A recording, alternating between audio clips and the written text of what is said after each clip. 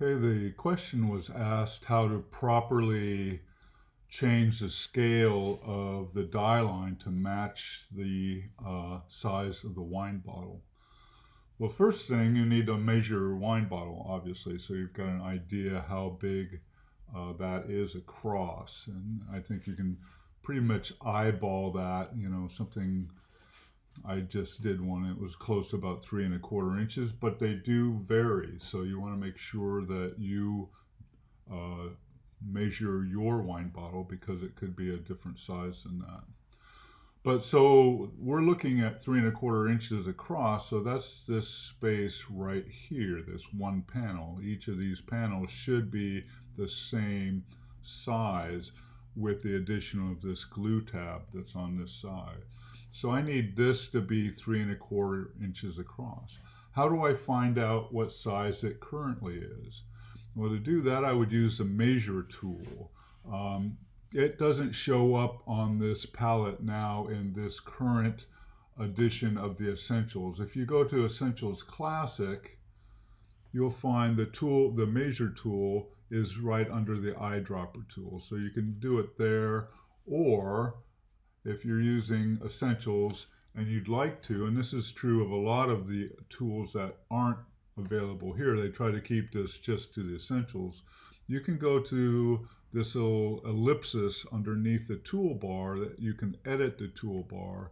If you click on that, you'll see a bunch of things that aren't currently on the toolbar, but you could add to the toolbar if you wish. Things like the measuring tool.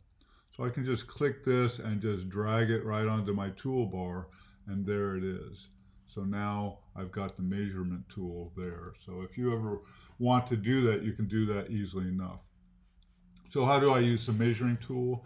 Well, I click from one point from where I'm going to measure from. I put my cursor there, or my crosshairs, and click, hold down, and drag across to the place I want to measure. I'm holding down the shift key while I do that, so I'm constraining it to just vertically.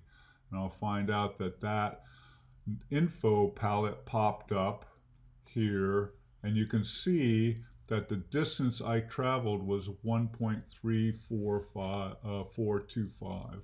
That width there is 1.3425. I'm just going to go ahead and round that up to 1.35. So I've got something that is currently 1.35, and I want to get it up to 3¼ which is 3.25. How do I do that? Well, let's go ahead and pull up our calculator to figure out what the percentage is that I would need to enlarge this thing to make that.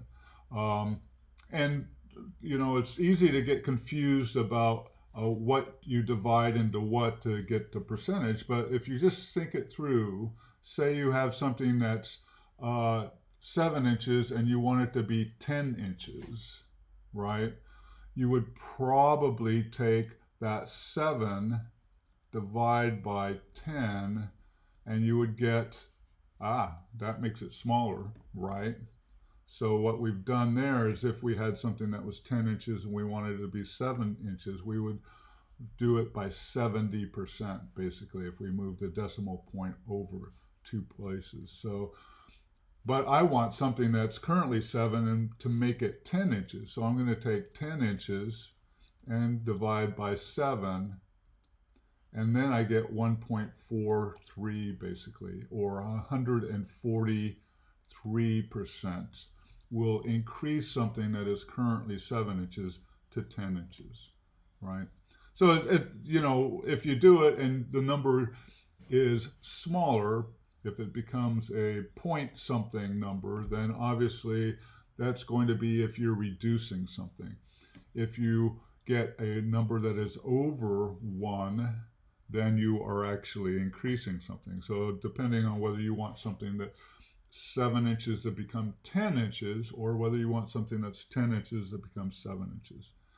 In this case, I've got something that's 1.35 inches, and I want it to become 3.25. So I'm going to put in 3.25 inches. I'm going to divide it by 1.35, and that will give me a roughly 240, if I move the decimal point, percent increase here, right? So if I increase the scale of this 240%, then this should be 3.25 or very close to that. Let's go ahead and do that. I'm going to zoom back a little bit because this thing's going to be 240% larger, obviously. But I'll select that, and let's go ahead and hide the picture one for right now. We'll select that. I'm going to go under my scale tool here, and I'll just double click there, and I will get my scale palette. I'm going to go 240% uniform. And if I scale strokes and effects, then those strokes will appear the same as they enlarge. If I don't, then if that's a 2-point stroke, it remains a 2-point stroke, even as it gets larger, right? So that's something to consider there. But this is 240%, right? I could go in there and change my artboard if I need to now, right? I can go ahead and extend the artboard to accommodate that space, just to make it so I can see things on the artboard. Go to Command 0. Now, let's see what happens when we measure that same space again. If I click here with my measurement tool, I'm just going to click right there, hold down Shift and drag across, measuring the same thing. Right now, it comes out to 3.2315. So close, very close to 3¼ inches. So, get the measurement tool. Well, first, measure your bottle. Find out what the width and the height is, because this height may not be correct for your bottle. You'll need to check that. It probably is, but I don't know that for a fact. So you may need to shorten this, or you may need to lengthen it, either or.